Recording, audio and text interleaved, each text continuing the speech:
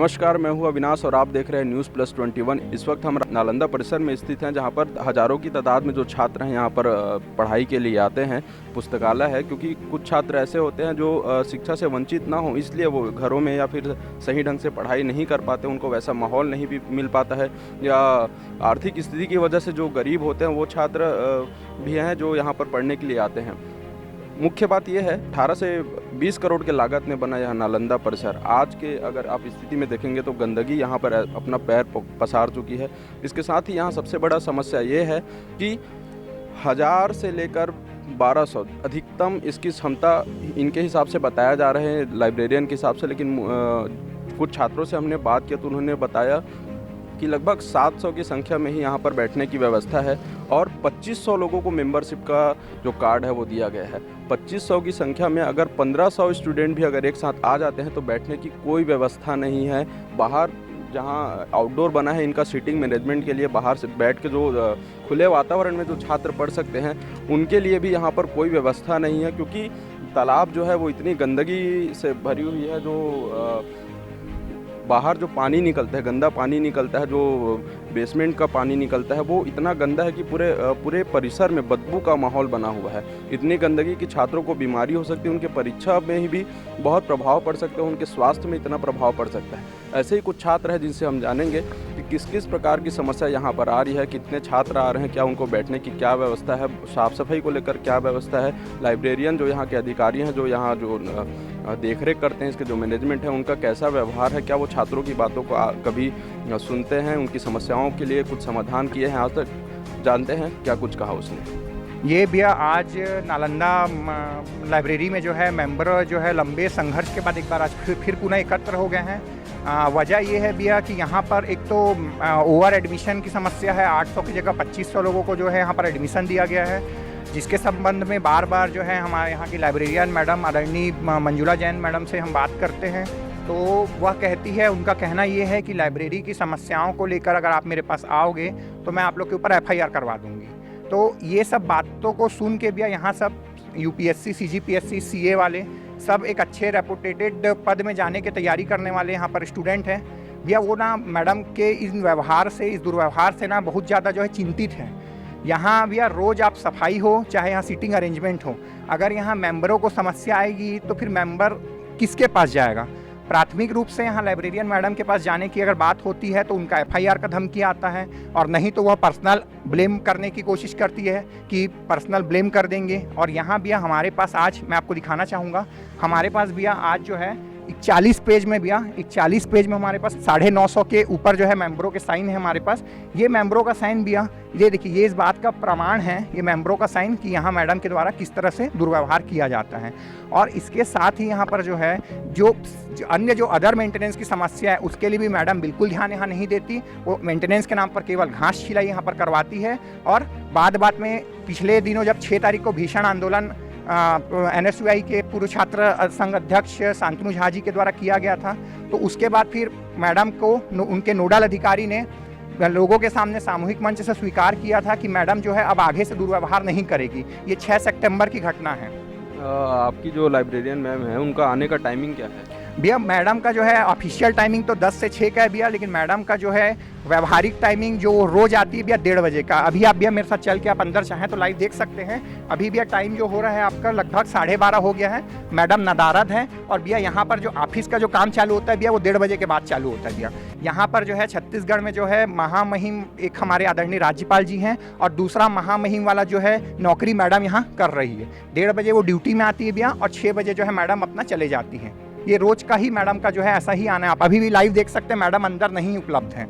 6 तारीख को जब भीषण आंदोलन हुआ था तो कलेक्टर सर के विश्वास में जो है नोडल अधिकारी ने हमको लिखित में, इसमें मैंने अटैच किया है, मैंने लिखित में एक नोडल अधिकारी ने दिया था कि यहाँ की जो मेंबरों की समस्याएं हैं उसको दूर की जाएगी, साथ ही जो मैडम का जो है दुर्व्यवहार आगे नहीं किया जाएगा, ऐसा उन्होंने लिखित में हस्ताक्षरित हमको आश्वासन दिया था, है ना। उसके बाद भी जो है भैया हमने समय दिया, वो महिला होने के नाते हमने सम्मानपूर्वक उनको समय दिया कि ठीक है मैडम अपना व्यवहार सुधारेगी, लेकिन मैडम भैया किसी भी तरह से कोई व्यवहार नहीं सुधार रही है। इसका जीता जागता प्रमाण ये है भैया कि मेंबरों के द्वारा जब कोई भी मांग की जाती है तो मैडम जो है उसको फड़वा देती है। अगर कोई कागज मैडम के उसके लिए जिसमें भैया 10 पॉइंट लिखा है, ये एक एक पॉइंट भैया इस बात का प्रमाण है कि मैडम जो है कहाँ कहाँ पर जो है यहाँ पर जो है मेंबरों से कैसा व्यवहार कर रही, कैसा दुर्व्यवहार कर रही है, और किस तरह से जो है यहाँ पर जो है मेंबर भी इतने ज़्यादा मानसिक रूप से तनाव में है भैया। वो यहाँ पर लाइब्रेरी एक ऐसी संस्था है पढ़ने की, लेकिन यहाँ जो है लाइब्रेरी जो है तनाव मुक्त होने की जगह तनावग्रस्त हो गया, तनाव युक्त मैडम ने यहाँ पर बना दिया है नालंदा लाइब्रेरी को।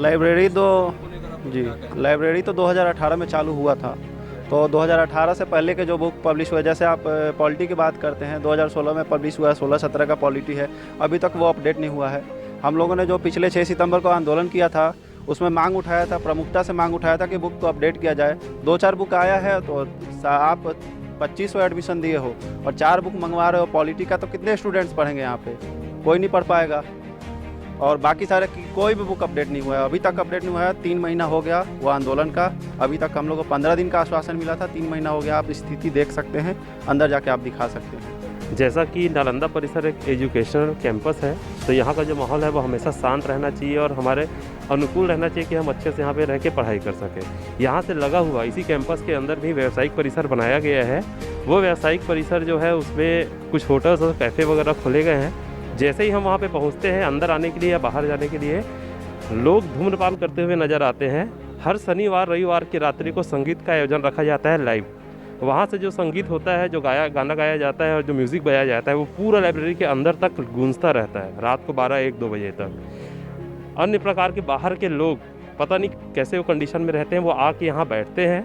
कल ही की मैं घटना बता रहा हूँ आपको। रात को 11:30 बजे मैं ऐसे जा रहा था पढ़ के, एक ग्रुप बैठा हुआ था लड़कों का, जो कम से कम 5-7-10 लड़के थे, वहीं होटल के बाहर सामने बैठे हुए थे, लगे हुए कैंपस के अंदर ही। और ऐसा वो अनैतिक व्यवहार कर रहे थे, इतना ज़ोर ज़ोर से चिल्ला रहे थे, पूरा आवाज़ लाइब्रेरी के अंदर तक आ रहा था। तो ये जो व्यवसायीकरण किया गया है, एजुकेशन कैंपस के अंदर जो व्यवसायीकरण किया गया है, उसको बंद करना चाहिए। अगर यहाँ हमको पढ़ने दिया जा रहा है तो हमको माहौल मिलना चाहिए वैसा पढ़ने वाला। ऐसा नहीं कि बाहर के 10 लोग आके चिल्ला रहे हैं, कोई धूम्रपान कर रहा है, कुछ कर रहा है। ये माहौल बिल्कुल भी मतलब एक्सेप्टेबल नहीं है इस एजुकेशनल कैंपस के लिए। मैं कहना चाहूँगा, अगर हमको यहाँ बनाया गया है कैंपस पढ़ने के लिए, तो यहाँ माहौल भी वैसा क्रिएट किया जाए कि हम अच्छे तरीके से यहाँ पे पढ़ सकें। आज नालंदा लाइब्रेरी के संबंध में कलेक्टर साहब से हम लोग मुलाकात करने आए थे। नालंदा लाइब्रेरी में वहाँ की प्रबंधक मंजुला जैन और उनके स्टाफ के प्रति छात्रों के मन बहुत रोष है।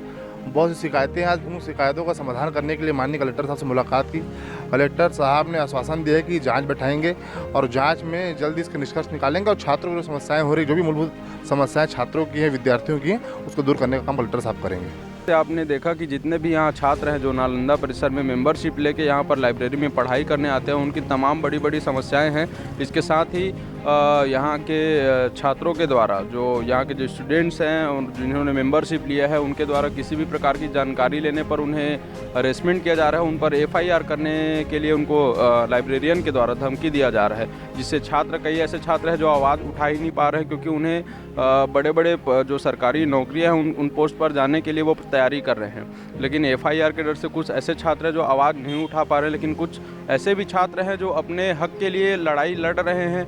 लगातार कलेक्टर और नोडल अधिकारी के पास जा रहे हैं कि इनकी समस्याओं का समाधान हो। पहले भी लगभग वही 6 सितंबर के आसपास उन्होंने ये आंदोलन किया था, बड़ा आंदोलन किया था। वहाँ पर भी उन्होंने कलेक्टर को ज्ञापन सौंपा था।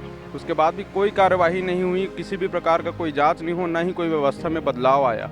आप समझ सकते हैं कि शिक्षा के क्षेत्र में लाइब्रेरी में आकर पढ़ना एक बहुत अच्छा अवसर होता है, लेकिन लाइब्रेरी की स्थिति अगर इस प्रकार से गंभीर रही तो इस पर सीधा प्रभाव वहाँ पर पढ़ने वाले छात्र और छात्राएं जितने भी हैं उनको होगा। वहाँ पर तमाम प्रकार के किताब और ये सारे चीज़ जो उपलब्ध होने थे वो भी नहीं है। पुराने प्रकाशन के किताब जो हैं वहाँ पर उपलब्ध हैं, जो कि 2016-17 के आसपास के हैं, और आज के डेट में हम 2021 में हैं।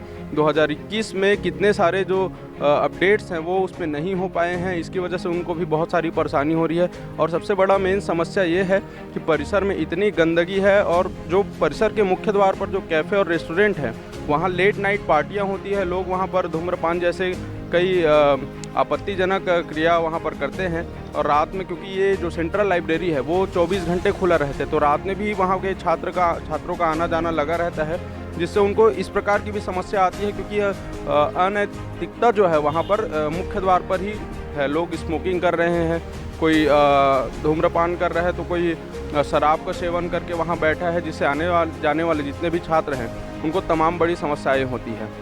तमाम बड़ी जानकारी के लिए बने रहे हमारे साथ। कैमरा पर्सन प्रवीण साहू के साथ अविनाश चंद्रवंशी, न्यूज़ प्लस 21, आपके हक की बात।